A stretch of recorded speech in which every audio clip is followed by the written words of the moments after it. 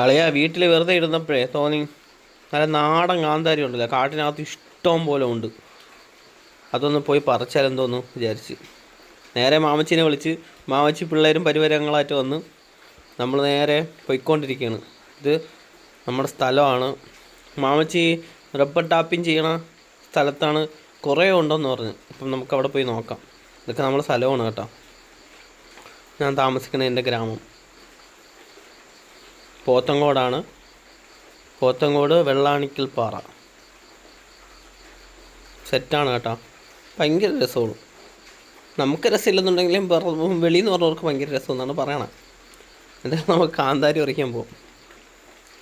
Rubber ഗാർഡിൻ്റെ ഇടയിൽ ഇഷ്ടം പോലെ ഉണ്ട് കേട്ടോ.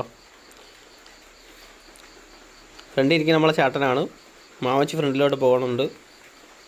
എല്ലാവരും ഭയങ്കര ആവേശത്തിലാണ്. നമ്മൾ പറിക്കാൻ പോയി പറിച്ചിട്ട് വരാം. ഇത് ഒരുപാട് വലിയ വലിയ മൂടുകളാണ് കേട്ടോ. അയ്യോ, ഒരു കാന്താരിയുടെ വണ്ണമെന്ന് വെച്ച് കഴിഞ്ഞാൽ ഭയങ്കര എന്തോന്ന് പറയാൻ വേണ്ടി നല്ല വീതിയാണ്. നോക്കട്ടാ, കണ്ടോ? ഏകദേശം ഒരു കിലോ കാന്താരി അടുപ്പിച്ച് പറിച്ചിട്ടുണ്ട്.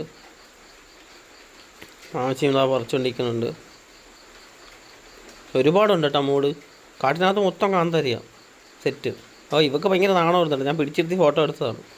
മാമച്ചി പിന്നെ പ്രത്യേകിച്ച് പറഞ്ഞ് എൻ്റെ ഫോട്ടോനെ എടുക്കണമെന്ന് പറഞ്ഞാൽ കാല് ചവിട്ടി പിടിക്കുമെന്ന്. എന്തായാലും കുഴപ്പമില്ല. ഇത് അവിടുത്തെ വീടാണ്.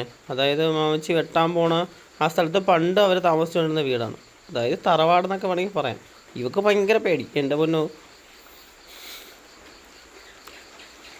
ഇതിനകത്ത് മാമച്ചി പറഞ്ഞ പട്ടിയൊക്കെ നേരത്തെ പെറ്റ് കിടപ്പുണ്ടെന്ന് പറഞ്ഞ് പട്ടീനെ കാണാൻ വേണ്ടി നോക്കിയതാണ്. ഒന്നും കാണാനില്ല.